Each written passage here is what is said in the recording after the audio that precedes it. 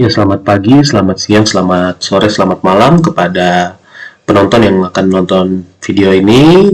Perkenalkan, nama saya Farel Malik Pirade dengan NIM 103 012 4000068 dari Fakultas Informatika, Program Studi S1 Informatika, kelas IF 4806. Pada kesempatan kali ini saya akan mengerjakan tugas 15 untuk mata kuliah Sistem Operasi dengan topik utamanya sendiri adalah virtual machine dan juga keamanan sistem operasi. Kita lanjut. Pertama kita akan membahas dulu apa sih virtual machine itu sendiri. Virtual machine atau biasa singkatannya itu orang bilang adalah VM. Itu adalah simulasi atau emulasi dari sebuah sistem komputer. Jadi ini ada sebuah software ini, dia bertindak sebagai suatu komputer fisik sendiri, lengkap dengan ada CPU-nya, ada memorinya, hard disk, dan juga ada antarmuka jaringan virtualnya sendiri. Kalau contohnya itu misalnya di sini saya menggunakan salah satu softwarenya adalah VirtualBox. Di sini saya ada mengemulasikan OS Kali Linux, dan juga bisa dilihat di settingsnya, ataupun di sini dia ada namanya, ada sistemnya dengan base memorinya berapa, prosesornya, dengan displaynya dan storage-nya, audio, dan juga ada networknya. Nah, jadi itu adalah virtual machine. Jadi dia mengemulasikan sebuah sistem komputer seakan-akan dia adalah komputer fisik itu sendiri. Nah, di sini kita ada sedikit arsitektur virtual machine yang saya ambil diagramnya dari website Geeks4Geeks, mungkin banyak yang sudah tahu. Nah, di sini bisa dilihat terdapat 3 VM yang terdapat di layar ya. Ada VM1, VM2, VM3. Di dalam VM-nya ada app-nya tentunya, namun di bawahnya yang menjadi pondasinya itu adalah GS OS-nya itu sendiri, atau dalam contoh di saya ini adalah GS OS-nya adalah Kali Linux. Nah, untuk menjalankan si VM itu sendiri bakal membutuhkan hypervisor. Nah, sebelum masuk ke hypervisor perlu namanya host operating system. Kalau teman-teman perhatikan dengan cermat, di sini saya menggunakan host operating systemnya adalah Windows di sini. Nah, lalu untuk mendasari daripada sistem operasinya sendiri, pondasinya tentu perlu host hardware. Tempat saya laptop, sini kasusnya saya gunakan adalah laptop untuk pengerjaan tugas itu sendiri. Sebagai host hardware-nya ya, buat contohnya.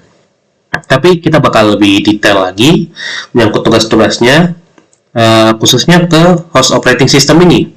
Jadi host operating system ini menjadi pondasinya daripada si hypervisor. Dia itu mengelola sumber daya fisik ya, atau resource yang dipunyai daripada si hardware ini, misalnya CPU, RAM, disk penyimpanannya, dan juga jaringan-jaringannya.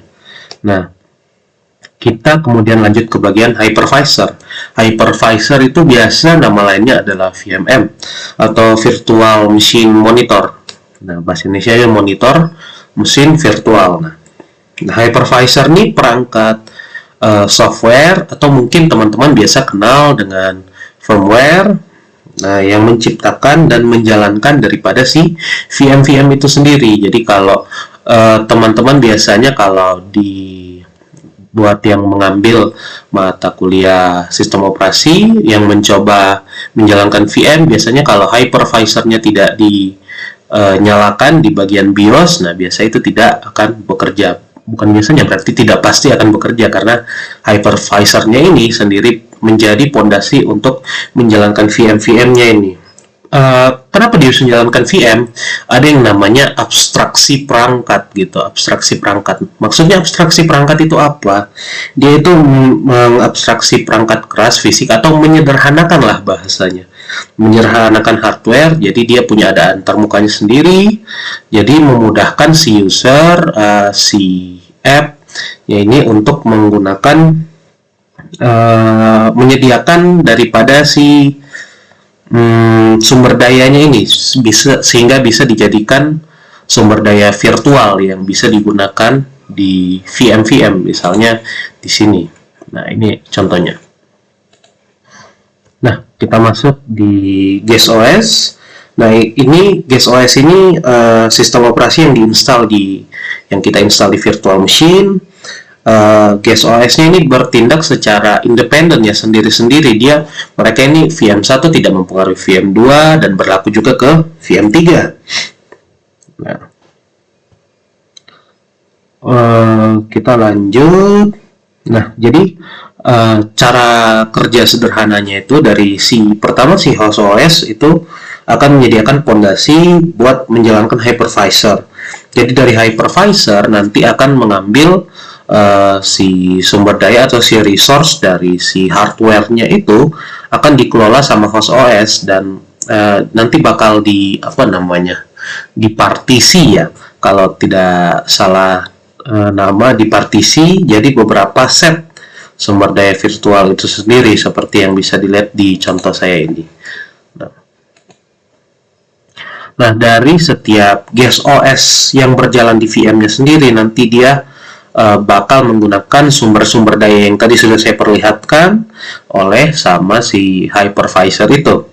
Nah, setiap VM itu pasti terisolasi satu sama lain dengan host OS. Artinya apa? Dia nggak bakal pun yang saya kerjakan di guest OS tidak akan mempengaruhi si host OS. Misalkan di sini karena saya di Linux, misalkan saya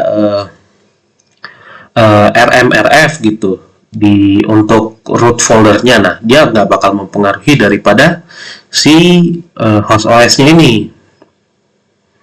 Gitu. Kita lanjut. Nah, tadi udah membahas arsitektur, pengertian, dan juga cara-cara kerjanya sedikit. Kita membahas keuntungannya.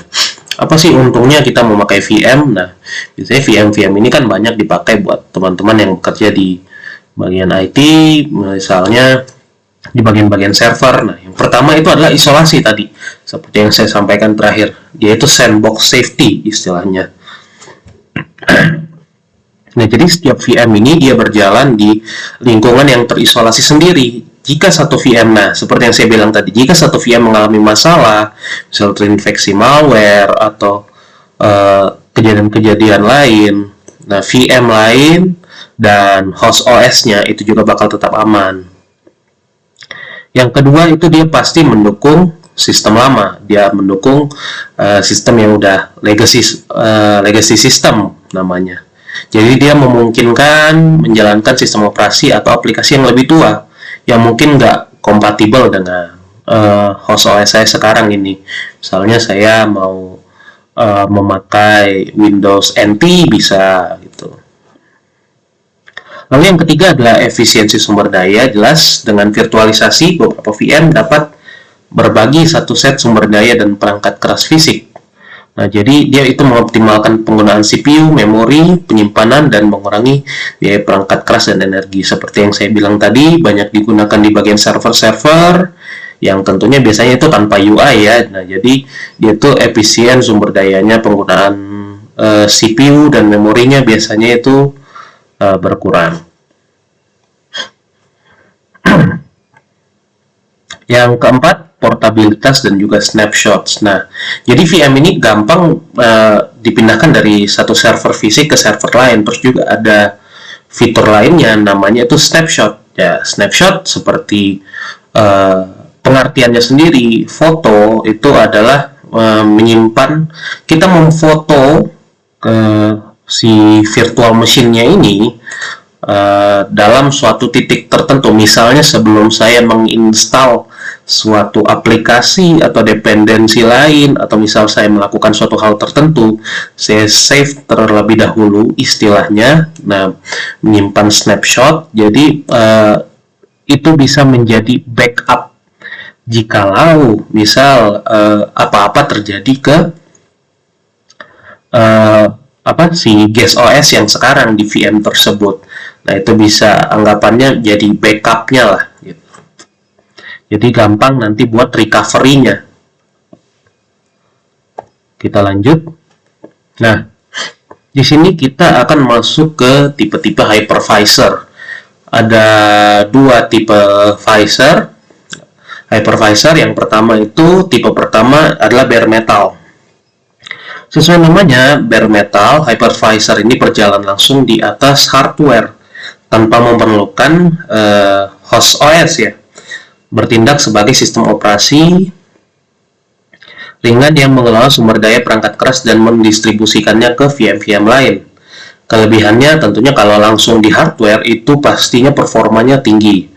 Nah, terus juga keamanannya yang lebih bagus, terus juga scalability-nya lebih baik karena nggak ada lapisan OS tambahannya lagi.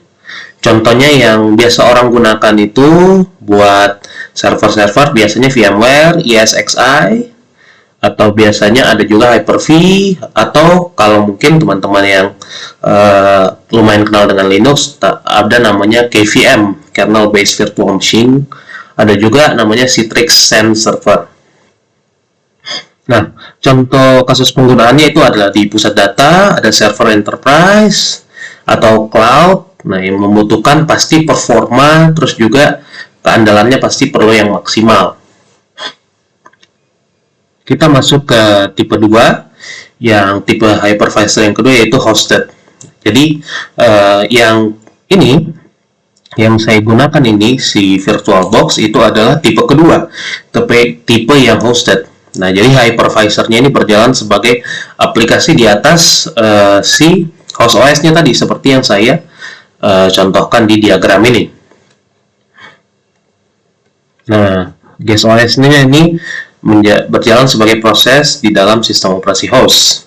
Kelebihannya apa? Dia tuh paling gampang diinstal, sementara kalau bare metal itu dia perlu dikonfig-konfig lagi. Kalau ini bisa langsung pakai, cocok buat penggunaan pribadi, misalnya teman-teman yang pengen coba-coba dulu tentang VM atau pengembangan yang tidak memerlukan perangkat keras khusus.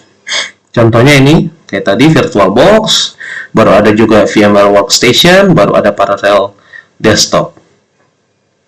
Contoh kasus penggunaannya, pengembangan perangkat lunak, pengujian aplikasi yang biasa, atau menjalankan OS yang berbeda di desktop pribadi, dan juga tujuan edukasi lainnya, misalnya untuk testing malware yang biasa orang gunakan, ataupun tujuan-tujuan lainnya. Oke, tadi itu kita sudah membahas tentang virtual machine. Kemudian kita lanjut ke yang topik kedua, keamanan sistem operasi. Pertama kita bakal masuk ke CIA Triad. Nah, jadi apa sih CIA Triad itu? Itu model dasar keamanan informasi yang menjadi panduan buat apa? Merancang sebuah tool system supaya lebih aman.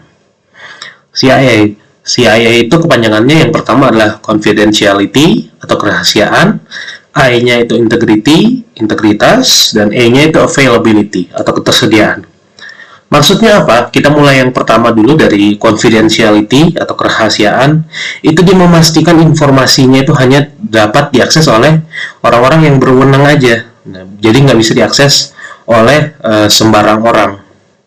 Jadi dia melindungi data dari aksesnya yang nggak sah gitu. Misalnya dari enkripsi data, kontrol akses, ya misalnya RBAC, terus juga ada file permission. Nah, lalu kita masuk ke integrity. Nah, jadi integrity itu artinya memastikan informasinya itu akurat, lengkap, dan tidak bisa diubah-ubah secara nggak sah ya, atau yang nggak punya kewenangan. Jadi dia menjaga keaslian si datanya dari modifikasi-modifikasi yang tidak sah gitu. Misalnya ada fungsi hash atau checksum. Biasa teman-teman kalau berusaha menginstal sistem operasi biasanya kan ada checksum terlebih dahulu, terus juga ada tanda tangan digital, version control, terus juga ada log change. Lalu ada yang terakhir availability atau ketersediaan, memastikan, artinya adalah memastikan sistem dan datanya dapat diakses oleh user yang berwenang kapanpun diperlukan. Jadi tentang menjaga operasionalitas sistem bisa diakses gitu. Misalnya hardware redundancy, backup, dan juga recovery, terus juga load balancing, dan juga pencegahan daripada serangan DDoS gitu. kita masuk ke bagian berikutnya, autentikasi atau verifikasi identitas digital. Jadi autentikasi ini suatu proses memverifikasi identitas pengguna atau entitas yang mencoba akses sistem atau sumber daya. Nah, ada beberapa faktor yang mendasari buat suatu autentikasi. Yang pertama tuh sesuatu yang Anda tahu, something you know. Yang kedua tuh sesuatu yang Anda miliki, something you have. Yang ketiga tuh sesuatu yang Anda adalah, atau bahasa Inggrisnya something you are. Kita bahas satu persatu. Pertama, sesuatu yang Anda tahu, something you know. Ini informasi yang Anda ketahui atau user yang berwenang ketahui. Misalnya apa? Password, misalnya passkey, PIN, atau jawaban-jawaban pertanyaan keamanan lainnya gitu. Misalnya nama ibu dan lain-lain gitu. Lalu yang kedua, sesuatu yang Anda miliki, something you have.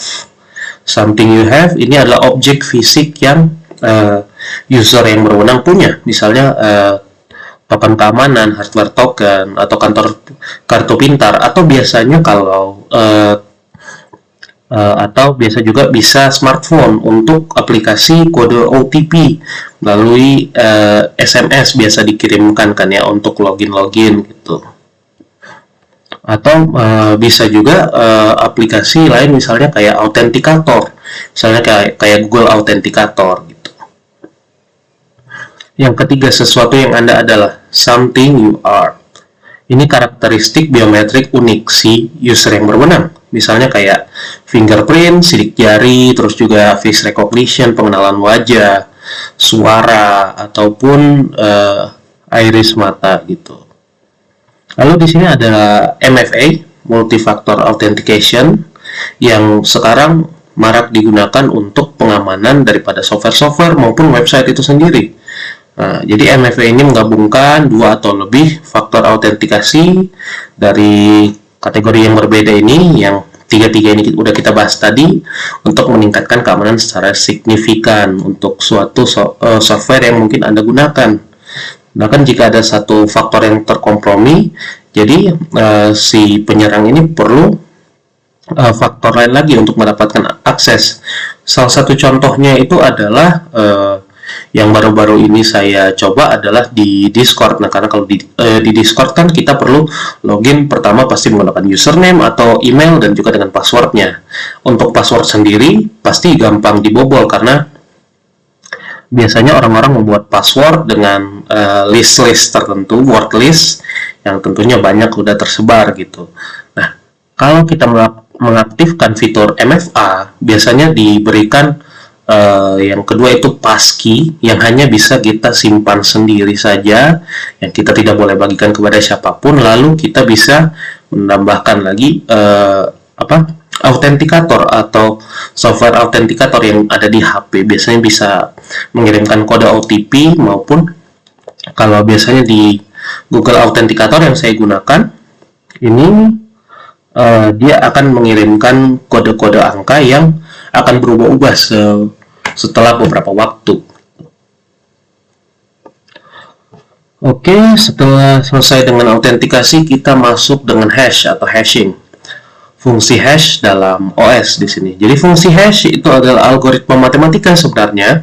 Jadi dia mengambil input apapun, atau biasa teman-teman bilang pesan, dan mengubahnya menjadi string karakter alfanumerik, panjangnya tetap, yang hasilnya itu adalah digest, hash digest.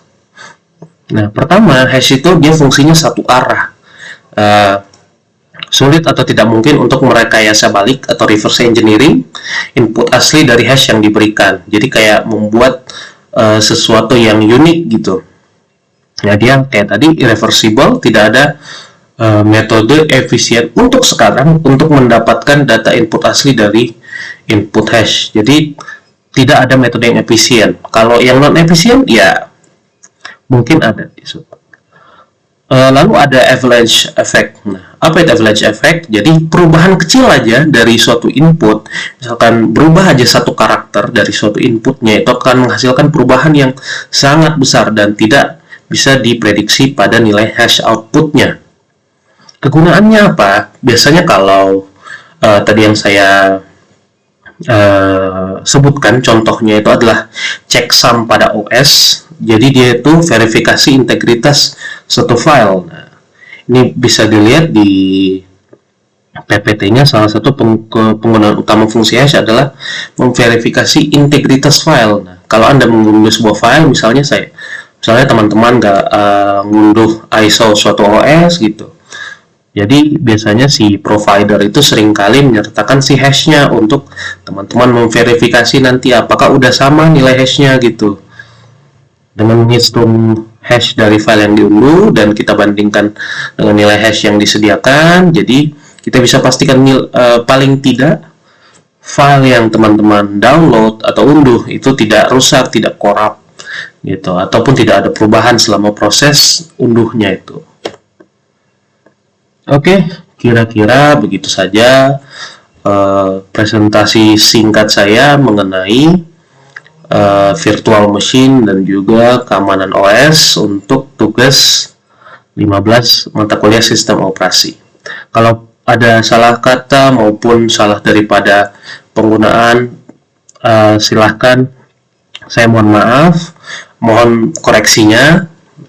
Sekian dan terima kasih.